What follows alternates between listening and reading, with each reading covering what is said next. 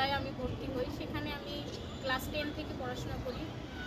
তারপরে হচ্ছে যে সেখান থেকে আমি আসলে বাংলাদেশ উন্মুক্ত বিশ্ববিদ্যালয়, যেটা ওপেন ইউনিভার্সিটি, সেখান থেকে আমি আসলে পড়াশোনাটা আবার কন্টিনিউ করি। এখন পর্যন্ত আমার পড়াশোনা চলতেছে, পাশাপাশি আমি প্রতিবন্ধী নারীদের জাতীয় পরিষদে কাজ করতেছি এবং আমি কিন্তু এলাকায় জনপ্রতিনিধি হিসেবে এবছরে নির্বাচিত হয়েছি এবং গত বছর আমি নির্বাচন করছিলাম, সেখানে আমি 34টা ভোটে ফেল করি। এই বছরে সাধারণ জনগণের ভোটে আমি আসলে 2634টা ভোটে আমি পাস করছি। আমি মনে করি যে প্রতিবন্ধী ব্যক্তিদেরকে আসলে সুযোগ দিলে তারাও আসলে সমাজে অবদান রাখতে পারে। তো আমি দেখছি যে আমার জায়গা থেকে আমার পরিবার প্রথমে যে সচেতন ছিল না, এখন কিন্তু অনেক সচেতন এবং আমার পরিবারের সহযোগিতায় কিন্তু আজকে আমি এলাকায় জনপ্রতিনিধি হিসেবে নির্বাচিত হতে পারছি।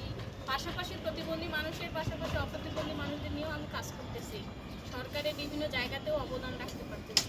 তো এইটা আমি মনে করি যে এটা আমার নিজের একটা ইয়ে ছিল যে আমার অনেক ভালো লাগে সাধারণ মানুষের সাথে কাজ করতে, প্রতিবন্ধী মানুষের পাশাপাশি। কারণ সাধারণ মানুষের সাথে কাজটা করার একটাই উদ্দেশ্য, সেটা হচ্ছে যে আমাদের সমাজ সোসাইটি মনে করে যে প্রতিবন্ধী মানুষ বলতে কিছু পারে না। তো এখন যেহেতু আমি কাজ করতেছি, আমি ফিজিক্যালি একজন হুইল চেয়ার ইউজার, তো আমি কিন্তু প্রত্যেকটা ভোটারের বাড়ি বাড়ি যেয়ে ভোট চাইছি এবং তারা কিন্তু আমাকে যথেষ্ট সাড়া দিচ্ছেন। তো এখন আমি আমার জায়গা থেকে প্রথমেই তারা বলছিলেন যে সে নিজে হাঁটতে পারে না, কীভাবে জনগণকে সার্ভিস দেবে। এইটা কিন্তু মানুষের মধ্যে থেকে এখন আর নাই, মানুষের দৃষ্টিভঙ্গি পরিবর্তন হয়েছে, এখন আমি আমার জায়গাতেই কাজ করতে পারতেছি। তো সেটাই আমি মনে করি যে মানুষের ইচ্ছাশক্তিটা এবং পারিপার্শ্বিকতা, পরিবারের সহযোগিতা, সমাজ, রাষ্ট্র যদি সুযোগ দেয়, প্রতিবন্ধী মানুষরা কিন্তু সমানভাবে অংশীদারিত্ব হিসেবে ভূমিকা পালন করতে পারে, এটা আমি মনে করি। তো আমাদের দেশে এখন পর্যন্ত আমরা আসলে যে কাজ করতেছি,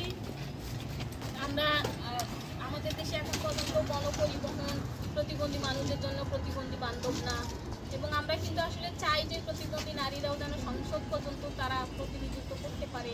এই সুযোগগুলো আমাদের দেশের সরকার যদি আমাদেরকে করে দেয়, যেমন আমাদের দেশে প্রতিবন্ধী ব্যক্তির অধিকার সুরক্ষা আইন 2013 এবং তার আলোকে বিধি হয়েছে 2015 সালে এবং এটার জন্য অ্যাকশন প্ল্যানও আছে এবং জেলা পর্যায়ে যে আমাদের বিভিন্ন কমিটিগুলোর কথা বলা আছে, এগুলো যদি আসলে আমরা মনিটরিং করি বা সরকারের পাশাপাশি আমরাও যদি কাজ করি, আমরা মনে করি যে এই আইনটা অনেক বড় একটা ভূমিকা পালন করতে পারবে প্রতিবন্ধী ব্যক্তি